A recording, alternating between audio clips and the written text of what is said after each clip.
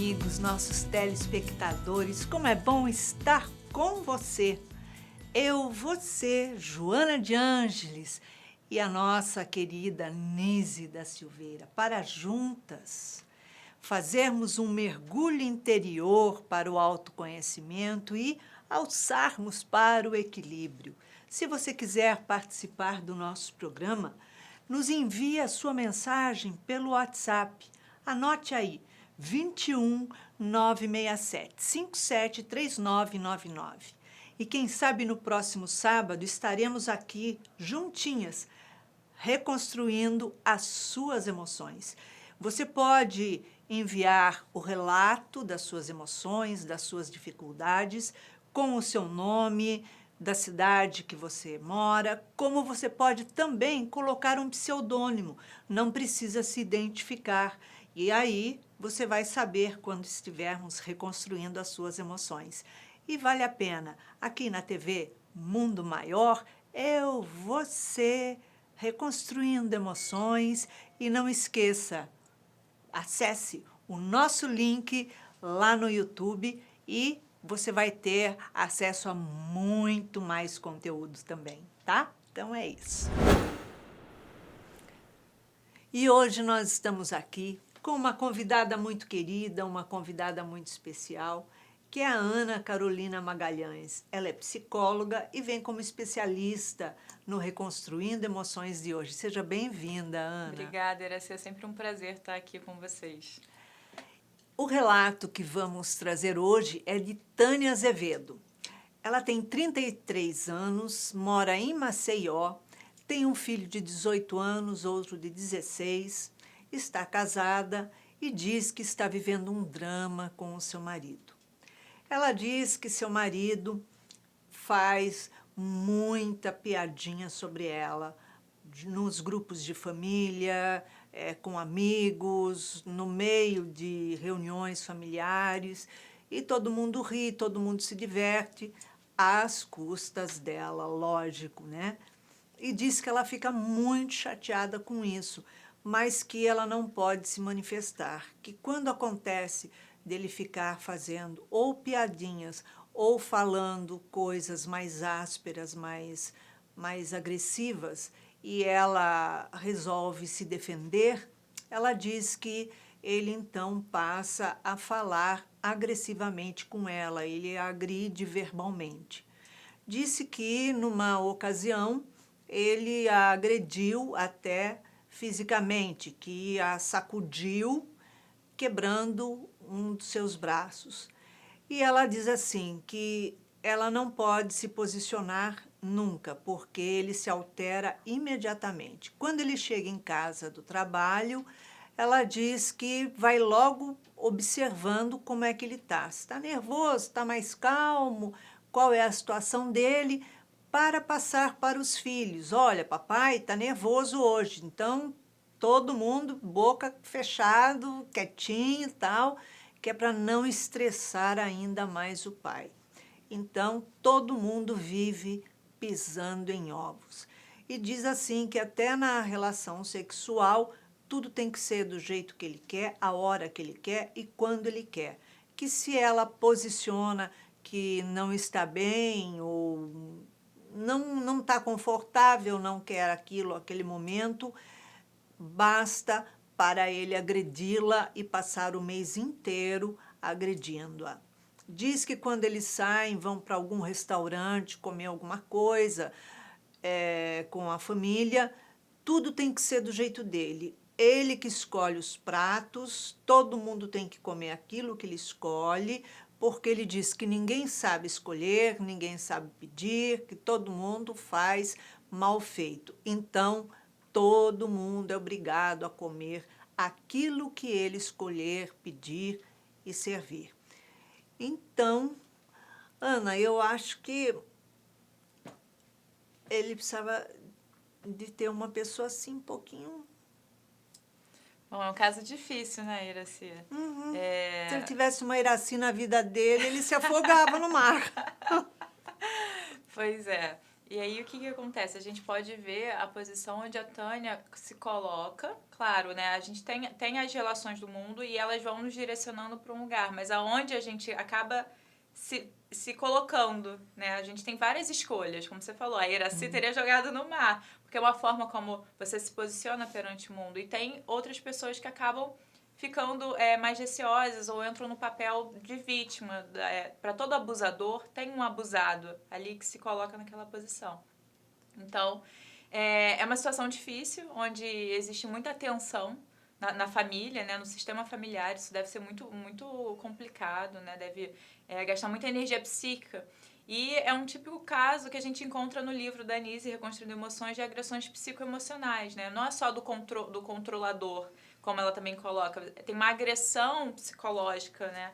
Ele faz com que ela se sinta envergonhada e desamparada perante a família, que vai tirando a força que ela tem, né? Ela já não tem uma autoconfiança, a gente vê pela forma como ela apresenta o caso, né? Que ela não sabe, ela tem muito, muito receio dele. Então, Sim. ela ainda perde ainda mais quando ela é desamparada pela família e pelas situações onde ele a coloca, né? Realmente é um caso bem complicado, assim. Eu achei inclusive interessante que ela coloca, esqueci até de colocar no relato dela, né? Que os filhos falam para ela, né? Que, mãe, quando é que você vai se separar do pai? Porque não sei como você aguenta tanto desrespeito. E ela diz que tem medo de se separar, medo que ele a agrida fisicamente e medo também de que ele coloque a família contra ela. Quer dizer, já agrediu em certo momento fisicamente, mas a agressão física nesse momento nem é tão relevante. O que é relevante é que ele agride ela psicologicamente constantemente. E isso é uma coisa que fere muito mais do que a agressão física. Por exemplo, ela quebrou o braço, engessou, sei lá, né? Tratou, consertou, voltou para o lugar, acabou. Mas e todas essas outras agressões que ela tem recebido diariamente, que tem machucado, que tem magoado, que tem irritado, que tem diminuído? Como é que fica? Vai desestabilizando, né? Desestruturando o ego dela, que já está fragilizado. E o que seria importante? Assim, a gente nunca pode definir, porque é um retrato dessa história. Mas a gente calculando aqui, ela teve o primeiro filho, tem 33 anos, o mais velho, 18, ela tinha 15 anos. Então, era uma adolescente que acaba transferindo para a figura do pai. E o pai tem uma autoridade, né? E acaba exercendo essa autoridade, ela se sente inferior a ele. Então, precisa de um trabalho mesmo para compreender as origens de toda essa forma como ela se coloca, esse papel que ela interpreta. Por que eu digo papel? Fazendo uma analogia, é como se a gente nascesse e fosse inserido num teatro psicológico. Se a gente olhar um sistema familiar, cada um exerce um papel ali. E a gente aprende a exercer um papel, né, que é o mais confortável, e quando a gente cresce, a gente acaba buscando repetir esse cenário, esse teatro, com as nossas relações. Então, a gente busca inconscientemente essas relações para que a gente fique nesse lugar que, por mais que seja dolorido e sofrido, é um lugar conhecido. Sim. Então, o primeiro passo é a gente se identificar. Caramba, eu tô nesse papel da abusada, né, da diminuída, da rejeitada, da excluída.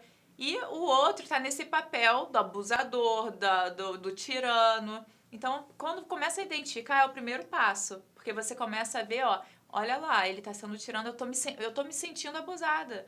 Porque se ele faz essas gracinhas, né, se ele agride ela pelos outros, ela pode se colocar. Ah, mas depois tem a agressão, mas agressão verbal, mas ele já não estava fazendo, ele já não faz. Então, o que isso muda quando ele fala? Muda porque tem uma fragilidade, engata, tem um gancho ali que engata um no outro. A dificuldade de um engata na dificuldade do outro. Então, ela precisa de um processo de fortalecimento, né, de reconhecimento da força dela, e desatar esses nós que ligam ela a esse teatro psíquico que é replicado nas relações. Porque também ela pode se separar e pode acabar caindo num relacionamento no início diferente, mas que acaba se tornando parecido. Mais ou menos intensamente, mas que tem um fundo ali dessa essência de sentir diminuída, de se sentir agredida. Então é importante, primeiro, ela olhar para a parte manifesta, isso está acontecendo e não me faz bem, né? Eu preciso cortar isso. Sim. Não me permito isso, é o primeiro ponto para ela se sentir forte. E aí depois um processo de autoconhecimento, de aprofundamento. Porque também só ir para o processo, ela tá sofrendo uma dor ali, naquela relação, é diária, sabe? Tem vezes que a gente precisa cuidar primeiro de fora para nos dar uma base para a gente cuidar de dentro. Porque senão não dá, a gente fica é muito intenso o que a gente recebe de fora. Você falou uma coisa muito importante, né? Que ela tem medo, né, que ele faça outras agressões verbais na frente dos outros. Mas se ele já está fazendo piadinhas e se tornando grosseiro, já se tornando áspero na frente dos outros, e se ela ali der um basta, mesmo que todo mundo vai perceber que aquilo está sendo uma posição de ferimento, está sendo indelicado, se é que já não perceberam, né? E se ele for falar novamente, agredir novamente, se tornar mais áspero, ele que vai se colocar numa posição mais vergonhosa. E se ele já está agredindo, já está fazendo, que diferença faz uma frase a mais, uma frase a menos? Realmente você tem toda a razão, porque ele já está fazendo. Não é que ele não irá mais fazer, mas ele já está fazendo e não vai parar de fazer. Então, é uma forma dela começar a limitar ele, né? Na frente dos outros, pelo menos, porque a pessoa, quando começa a brincar com os outros, a fazer piadinha dos outros, né, de uma pessoa perante todas as outras, ela precisa rebaixar o outro para se elevar, né, para se sentir acima, para então diminuir sempre o outro. Então, isso já está mostrando que é uma pessoa que já tem problemas de baixa estima, de medo, né? A fraqueza moral dele já está sendo explícita ali, né? Exatamente. E outra situação dele, da situação que ele está colocando, é que ele... Por que ele não faz piadinha dele? Exatamente. Ele vai pro lado... tem um movimento compensatório, né? Ele tem uma fraqueza ali, ele se vê diminuído, e aí ele vai pro tirano, que é aquele que não consegue envolver as pessoas. Ele precisa ter uma autoridade, né? Para se sentir bem, para se sentir superior. E em relação a essa questão da agressão, que ela já recebe, mas ao evitar, ela acaba caindo ainda mais nessa agressão verbal. Jung tem uma frase que eu acho que é exatamente isso, assim, cabe bem, que é aquilo que a gente não enfrenta acaba virando o nosso destino. Então, quando ela foge de ser agredida num caso de separação, ela acaba se submetendo a uma agressão perpétua, né? Porque ela tá ali o tempo inteiro. Então, ela foge de uma situação que é meio a meio, que pode acontecer e que não pode acontecer, e que se acontecer, ela tem outras formas, ela vai ter que aprender outras formas de lidar para ficar numa situação que é 100% garantido que vai acontecer. Mas ela já sabe como proceder. É melhor pisar em ovos e viver nessa tensão, né? Melhor pro consciente, né? Porque do que você ter que mudar, você ter que se reformular, se reconhecer de outra forma. Exato. Então, ela acaba caindo de cabeça na agressão, quando ela foge da agressão. Então, ela precisa se empoderar, assim, né? Essa palavra tá na moda, mas às vezes ela faz sentido. Ela é encontrar a sua própria força. Exato. E isso, quando o outro tá rindo da brincadeira que ele tá fazendo, ela pode ver também que não é culpa do outro, porque talvez ele nem saiba que seja desagradável, porque talvez ela nem tenha colocado, ela pode, às vezes, até rir também para parecer que tá tudo bem. Ou ela pode também entender que ela não é só o que esse marido diz. E quando ele não tá fazendo essas piadinhas? Como que ela é? Ela não consegue envolver, socializar, né? Então, ela não é só aquilo que é rotulado por esse homem. Talvez ela esteja muito identificada na palavra dele como autoridade, que foi o que a gente falou no início da transferência para o pai. Então, o que ele diz é o que ela é. Não tem como ela mudar. Só que não, é só uma parte da história dela, não é tudo. Porque ela coloca, meu marido é muito autoritário. Quer dizer, autoritário é uma colocação para pai. Para marido, não, abaixa aí a crista, porque aqui é de igual para igual. Exatamente, Né? exatamente. Então, não tem esse negócio de ser acima e nem ser abaixo. Né? É muito desconfortável quando você tem uma relação com uma pessoa e a pessoa está sempre abaixo de você, sempre submissa a você. É muito, muito saudável quando os dois estão na mesma relação, no mesmo nível, né? Exatamente. Isso é saudável para a relação, isso é saudável para o psicológico de cada um deles. E aquilo que você falou, o consciente, ele é muito acomodado, muito malandro, passa a perna na gente, assim, o que o nosso inconsciente puder fazer para ficar na zona de conforto ali, só na marola, né? Ele fica, tem muito medo, maravilha. Né? A gente, como ego, a gente tem muito medo. Porque a gente se identifica muito com o que a gente aprendeu a entender que somos nós, né? O nosso nome, as coisas que a gente escutou, né, desde cedo. Você é assim, você é assado, você é muito inteligente. Olha, você é desatento, você esquece tudo. Não, você lembra de tudo. A gente vai se identificando com essas coisas. E aí, pra gente entender que nós não somos só isso, a gente tem que abrir mão do que a gente acha que é. Né? Então, ela vem há muito tempo se identificando com essa história. Imagina, 15 anos, desde os 15 anos nesse relacionamento, pelo menos, né? Isso é um cálculo que a gente fez do filho, mas pode ser que ela tenha conhecido ele antes, enfim, a gente não sabe de toda a história. Mas pelo menos aí 18 anos de relacionamento, desde que ela tinha 15 anos, se identificando com isso. Ela precisa abrir mão de ser essa pessoa para se reconhecer de outra forma. Não que ela não tenha as fraquezas e as fragilidades, todos nós temos as nossas vulnerabilidades.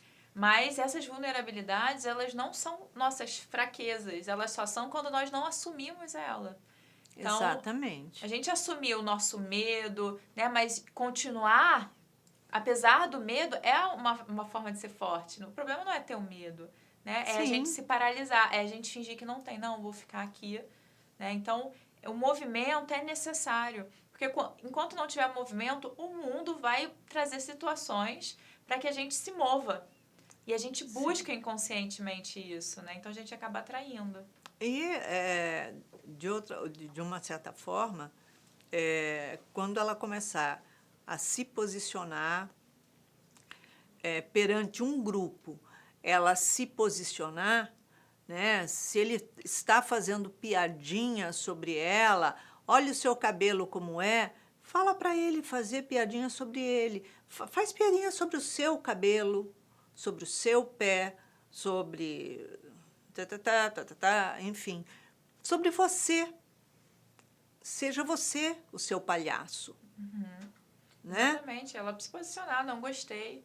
Eu não gostei dessa brincadeira. Não estou gostando, isso não é brincadeira, está sendo desagradável e acabou. Quer dizer, até as pessoas da família que estão ali ouvindo já não vão mais dar risada, achar engraçadinho, nada, porque está vendo que está rolando ali um clima, um mal-estar para ela, que isso já não está pegando bem. Então, já na segunda vez, já não vai ter tanta risada. Ela vai começar a disciplinar todo mundo ali. Eu acho que falta para ela uma autoafirmação, né? De se reconhecer quem ela é, como ela é. porque ela ainda acho que se vê como uma menininha lá de 15 anos. Uhum, tá estagnada naquela fase, né? Porque, mas depois ele agride. Mas então cabe a ela pensar, eu mereço essa agressão, eu quero essa agressão, isso é pra minha vida? Por que que eu ainda estou aqui depois de tantos anos? Mas aí eu tenho medo. Veja como o nosso ego, a gente sempre vai legitimar e justificar a não ação. Mas tem medo do quê? De ser agredida? Mas você já não tá sendo? Você, né? Não tem outras formas de repente, você impedir essa agressão física, entrar em contato com a polícia, enfim, ter Tem a acolhida da Lei Maria família, da tem a Lei Maria Penha. da Penha, tem mas a minha família pode não me apoiar, mas tem seus filhos ali apoiando, né? Qual é o meio, se esse meio é saudável até para a criação dos filhos? Os É, filhos já estão apoiando uma posição que você nem tem coragem de tomar, que está dizendo que tem medo de tomar, que na verdade queria. Será que queria mesmo tomar essa posição? porque quando a gente muda, é como se fosse um jogo de tabuleiro. Se você faz um movimento, o outro lado tem que se movimentar. Não necessariamente vai ser o movimento que você deseja. Talvez você faça um movimento e aí o que vai acontecer? Não, vou me posicionar. E aí ele vai ficar mais agressivo. Não é, ele percebeu o lugar dele, estamos de igual para igual, que é o esperado. Mas às vezes ele pode realmente ficar mais agressivo. Aí você tem que ver. Não importa. Aí o resultado é dele. O meu movimento é para mim. Se não deu certo, ele continua, então você tem que buscar um outro caminho, né? Sim, E não se sim. submeter sempre nessa desvalorização. Porque você está ficando o tempo inteiro escondida atrás de uma situação de que ele pode ficar mais agressivo. Ele já é agressivo, ele pode ficar mais agressivo verbalmente na frente dos outros. Ele já é um grosso na frente dos outros. Vamos colocar a palavra certa, uma coisa horrorosa, né? Se eu estou Exatamente. sentada na mesa de um restaurante e eu vejo uma palhaçada dessa, eu não aguento ficar quieta. Eu vou falar assim: olha só, tu já se olhou no espelho, eu infeliz? Exatamente. Né? Chega uma hora que você tem que tomar uma atitude mesmo, porque a própria pessoa ela está se escondendo atrás disso. Então, se todo mundo deu risada na mesa, você não viu motivo para dar risada. Exato. Não vi graça. Escolher o outro palhaço para você, vai escolher outro palhaço hoje para você zoar, ou o palhaço vai ser você mesmo, porque eu não estou afim de ser. O resultado realmente pode ser bem grave, assim, sabe? Mas a questão é que ela já tem um resultado que é grave. Talvez não seja tão intenso, né? Numa agressão física intensa, apesar dela já ter sido agredida fisicamente. Sim, Mas é grave, porque é algo que vem aos pouquinhos e vem minando ela como pessoa, sim, né? com Então, certeza. a gente às vezes acha que o grave é só no corpo, que é muito grave. A gente não deve permitir que ninguém toque a gente. Sim, com certeza. Mas já é grave porque tá minando ela como um indivíduo, como ela se vê como alguém com direito. E o que é também interessante a gente olhar para esse processo também terapêutico que seria necessário ela passar, porque tem muitos traumas e porque se ela não consegue e ela tem esse marido autoritário, em algum momento tem dentro da cabeça dela uma voz, que são um dos nossos aspectos, né? Que é autoritária e que nos diminui. Olha, Sim, você não vai dar conta se você separar. Você vai ficar sem sua família não vai te apoiar. O que você vai fazer sem ninguém? Sabe? Como que você vai cuidar dos seus filhos? Como que você vai comer? Como que você não sabe? É a voz que está projetada no marido, mas que na verdade é uma voz interna dela que reforça o que o marido fala. Por isso tanta identificação. Então ela precisa começar a entrar em contato com todos esses aspectos da psique dela para poder começar a se desidentificar e começar a se livrar desse marido, que não necessariamente é de se livrar de fato, né? Tipo, de separar, que pode ser, pode não ser. sim, Mas de se livrar dessa amarra que faz com que ela tenha medo de tomar uma posição. A questão não é o que ela vai resolver, é ela não conseguir resolver o que ela quer por medo. Se ela quiser ficar, que ela fique. Mas se ela quer sair, ela tem que conseguir sair, porque é a nossa liberdade. Perfeitamente. É importante ela buscar uma ajuda nesse momento, né? Alguém da sua confiança, que você possa falar, desabafar, alguém da família que você sabe que vai te ouvir, que vai te apoiar, que vai te dar o braço, o ombro, vai estender a mão nesse momento. Isso é fundamental. Se você não tem ninguém que possa contar, porque qualquer pessoa que você falar, vai ser uma pessoa linguaruda que vai falar com ele, então não conte para essa pessoa. Busque uma pessoa fora de casa, uma vizinha, uma amiga. Busque também, que eu acho importantíssimo nesse momento, né, um psicólogo. Vai até uma psicóloga, conversa. Por quê? Porque são conflitos que estão vindo desde os seus 15 anos ou antes, né? Porque 15 anos a gente deduz pela idade do seu filho, que está com 18 anos. Então, 18, 20 anos, né? 18 anos. 18 anos. Então, a gente deduz que você tinha 15, mas provavelmente tivesse 14 durante a gravidez. Então, vamos lá.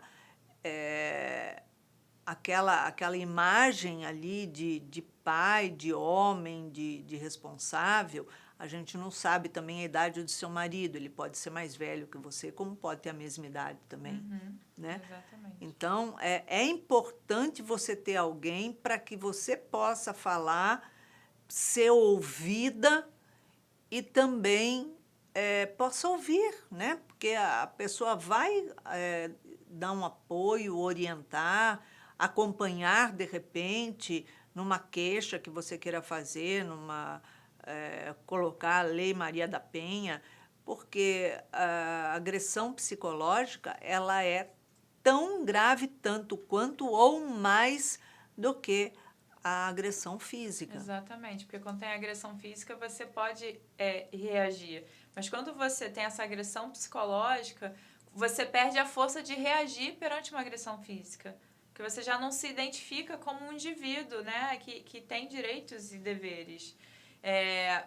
Olhando assim, eu acho que seria fundamental um apoio psicológico, uma terapia, porque olhando para a história dela, para ela ter essa questão, né, com a autoridade do marido, de toda essa agressão, ela ainda vê a família dela rindo dela, ter medo da família não apoiar. Então, se a gente pegar isso, vem de um desamparo até anterior a esse relacionamento. Com certeza. Então, a gente vê muito sofrimento ali. Tá? Tem muita identificação com esse papel, com esse lugar do desamparo, né, da rejeição.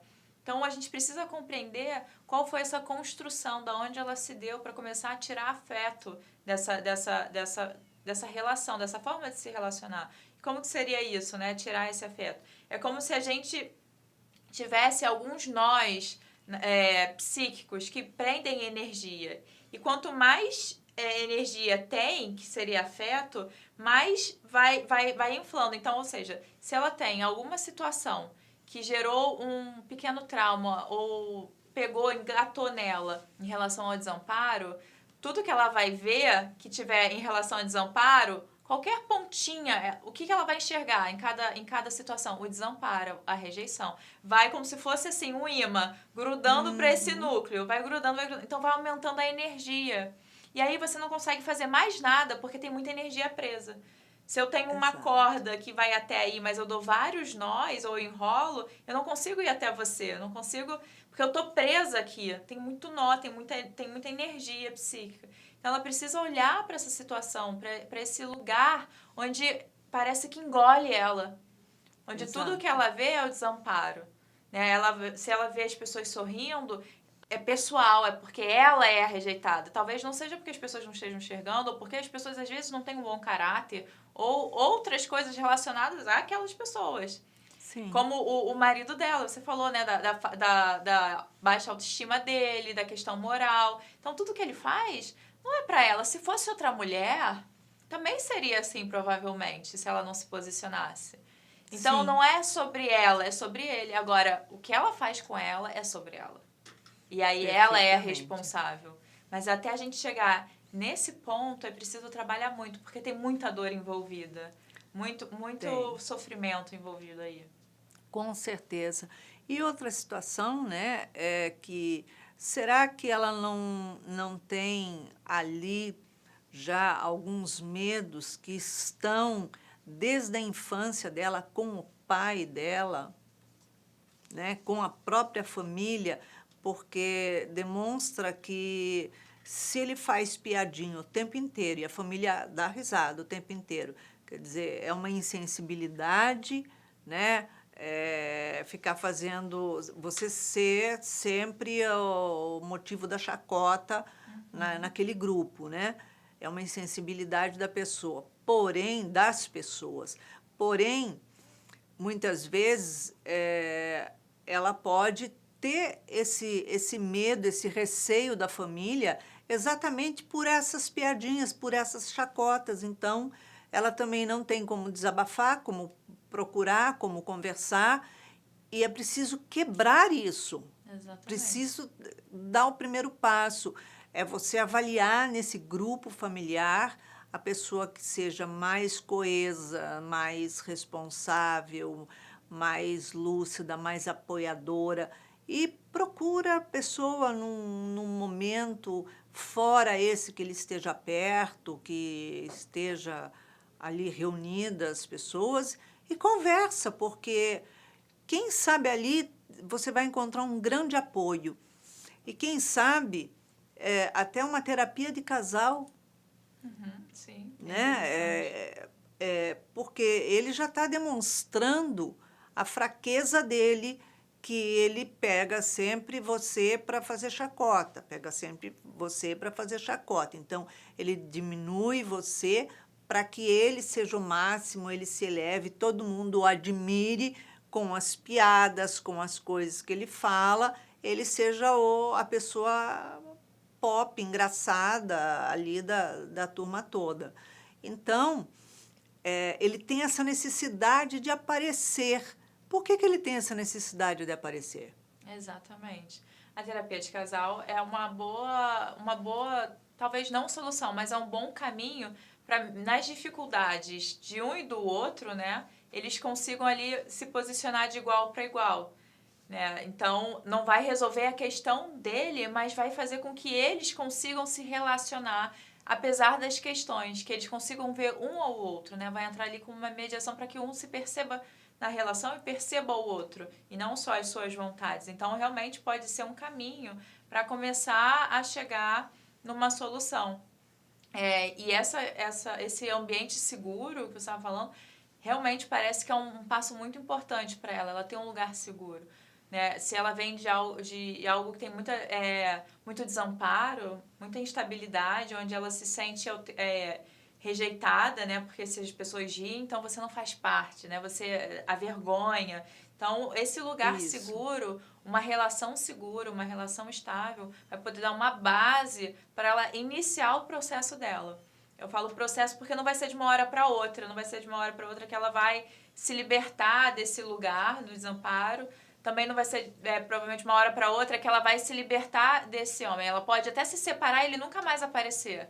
Mas essa história ainda vai permanecer. Então, não é de uma hora para outra que ela vai se libertar dele de fato. Por mais que ele vá embora, ela nunca mais veja. Então, é um tempo, é um processo. E ela precisa ter muito carinho com ela nesse processo. Iniciar com um lugar seguro, com amigos e com a terapia, mas amigos Sim. também é importante, as relações interpessoais, sabe, que tem mais intimidade também são muito importantes, para começar a estruturar alguma coisa, para então ela dar conta de como ela se vê nas relações, de como ela pensa, de onde vem. Então é interessante quando tem situações assim, no primeiro ano de terapia, a pessoa está ali mais focada na raiva, né? Nas situações, no medo, nas situações mais emergenciais. Depois que vai iniciando o processo, claro que tudo é paralelo, mas ela entrar mesmo é depois de escoar. É como se tivesse uma mangueira, a gente fecha a mangueira e abre a água, sai, né? Ela sai louca, assim, andando, né? Você fica segurando a pressão, aí ela vai com pressão, porque tem muita pressão, muita energia ali. Então, no primeiro momento é isso, ela precisa escoar essa energia, ela precisa ser ouvida, né? Ela precisa ter voz. Exato. E essa proximidade numa relação de amigo, né, um familiar, evitar que sejam os filhos também, porque senão ela se bota mais uma vez desigual, porque tem 3 tipos de relação. Relação com os nossos pais, que a gente está abaixo, e numa hierarquia, né? Sim. E eles têm uma autoridade. Tem a relação de igual para igual, que são as relações afetivas, seja de amizade ou relacionamentos amorosos. E a relação onde a gente está acima na hierarquia, que são com os filhos. Ela está se botando abaixo do marido. Se ela começa a levar as questões dela para os filhos resolverem, ela vai se colocar como filha dos filhos. E mais uma vez ela vai rebaixando. Então é interessante que ela busque uma relação de amizade, ou um familiar, um irmão. Se ela tem uma proximidade com a mãe, um acolhimento materno também pode ser. Sim. Talvez ela esteja precisando desse lugar, curar essa criança que às vezes está muito solitária. Mas uma relação onde ela tenha segurança e que ela se veja ouvida, para ela começar a se identificar como uma pessoa que merece ter voz. Com certeza. E se os filhos já estão dando esse apoio, ela não tem que se preocupar, será que eu vou perder o apoio da família, vou perder a família, não vai. Primeiro que a sua família é o seu marido e os seus 2 filhos. Ponto. Ali é a sua família. Acabou. Agora, os seus irmãos, seus pais, cunhados, cunhadas, sobrinhos, sobrinhas, tio, são familiares, são parentes. Seus pais deixaram de ser sua família para ser um familiar. Tá? Por quê? Porque a sua família é o seu núcleo agora. Então, os seus filhos já estão apoiando você, porque não querem mais te ver desrespeitada.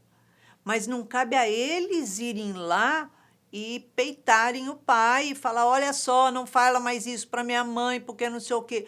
Não, é a mãe que tem que tomar uma posição, porque o problema é no relacionamento do casal e não no relacionamento pai e filho, mãe e filho. Exatamente. Né? Ela não conta ali que tem uma relação pai e filho, mãe e filho que esteja em conflito. Né? Então, é importante ela começar a se sentir segura quanto aos filhos, que os filhos vão continuar sendo filhos sempre. Querendo ou não querendo. Querendo ou não querendo. Mesmo que você queira despachar os filhos, minha filha, não tem jeito. Não dá nem para trocar com o do vizinho. Não dá, não tem, entendeu? E isso é importante, né? Sim. Então, o que você vai agora delimitar na sua vida é esse laço com o seu marido, que ou ele vai afrouxar, né? Ou vai se equilibrar, né? De repente, até numa terapia de casal, Sim. uma situação. Ela pode escolher, ela só não pode ter medo da escolha. E ela ter medo de perder esse apoio da família, a gente também pode ver o quanto ela ainda está naquela fase adolescente, mais infantil. Ela precisa da autorização da família para poder continuar. Agora, o maior medo que a gente tem que ter é de perder a si mesmo, né? Não é o outro. Então, eu acho que ela devia pensar sobre isso, assim, o quanto ela é importante para ela. Porque se ela não se achar importante para ela, quem é que vai achar? Quem é que vai dar o valor se ela não se vê com valor? Então, ela olhar, né, para isso, para ela, e se valorizar. Com certeza. Ana, em uma palavra, uma emoção para a Tânia reconstruir. Autoconfiança, né? Autoestima e alegria de viver. Eu acho que ela reconstruiu esse combo aí. Tá ótimo. Ana, muito obrigada pela sua presença outra vez em nosso programa. E aqui podemos reconstruir mais uma vez a história com a Tânia. Tânia, após todos esses esclarecimentos que tivemos com a nossa psicóloga Ana Carolina, vamos ver o que é que a doutora Anísia da Silveira tem a dizer a você nesse momento. Ela diz assim: o indivíduo controlador nem sempre atinge o objetivo. Por esse motivo, torna-se mais rígido, tanto para com os outros quanto para consigo mesmo. Dessa maneira, sofre, tortura-se pela própria rigidez que desenvolve. Também, nem sempre o ser controlador chega ao extremo com suas agressões ou dramatizações, porém, segue de forma meticulosa a manipular as situações. É normal que o indivíduo queira ter uma vida organizada e isso requer certa disciplina. Nem todos estão preparados ou interessados na disciplina. Apesar disso, é necessário assumir a responsabilidade e aí o desejável controle nas teias da manipulação. Então, nós podemos compreender que numa relação abusiva há sempre alguém que tenta controlar o outro, que tenta controlar uma situação.